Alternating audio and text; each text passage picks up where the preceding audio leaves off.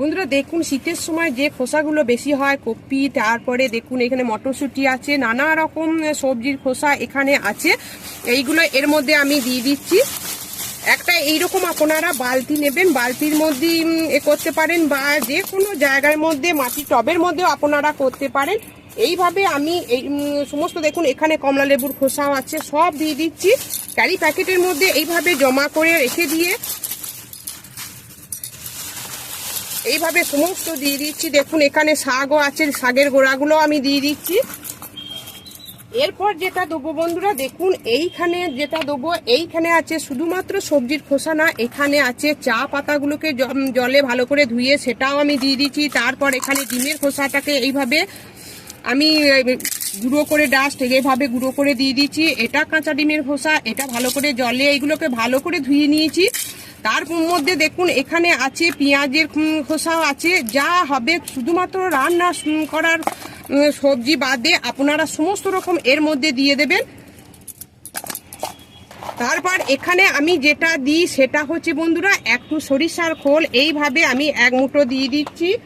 তারপর যেটা দেবো বন্ধুরা, এখানে দেবো নিম খোল এক মুঠো, তাহলে পোকা হবে না। এখানে আপনারা নিম পাতা দিতে পারেন, হলুদ গুঁড়ো দিতে পারেন। এরপর আমি একটু হলুদ গুঁড়ো দেবো, এর মধ্যে একটু হলুদ গুঁড়ো দিয়ে দিলাম। তারপর যেটা দিচ্ছি বন্ধুরা, দেখুন এখানে আমার বাগানের যে পাতা ফুল সব পড়ে থাকে সেই পাতাগুলো এর মধ্যে দিয়ে দিচ্ছি। তারপর যেটা দেবো বন্ধুরা, এটা হচ্ছে একবারে পুরনো গোবর সার আমি দিয়ে দিচ্ছি। এইখানে আপনারা মাটিও দিয়ে দিতে পারেন। আমি এইভাবে এটাকে একটা দুর্দান্ত কম্পোস্ট তৈরি করছি, যাতে আমাকে পুনরায় কোনো কিছু না মিশিয়ে গাছ বসাতে যাতে না হয়, সেইভাবেই করছি। এইভাবে আপনারা করতে পারেন। এর মধ্যে আপনারা বাসি ভাতও দিয়ে দিতে পারেন। তারপর এর মধ্যে আমি একটু মাটি, বাগানের মাটি দেবো। বন্ধুরা আমি যেটা বলবো যে শীতের সময় আপনারা বেশি বেশি করে গাছের জন্য এই খাবারটা তৈরি করে রাখুন, কারণ গ্রীষ্মেতে এইরকম সবজির খোসা অত পাওয়া যায় না। বাজারে গিয়ে দেখবেন যে প্রচুর পরিমাণে দেখবেন সবজির খোসা যে যারা বিক্রি করে তাদের কাছে কপি টপি থেকে নানা রকম পড়ে থাকে, সেখান থেকেও আপনারা নিয়ে আসতে পারেন।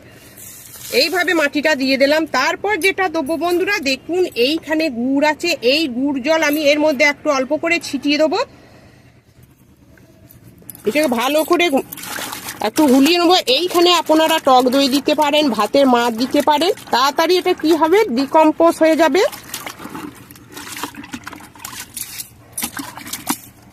তারপর এটা 2-3 দিন অন্তর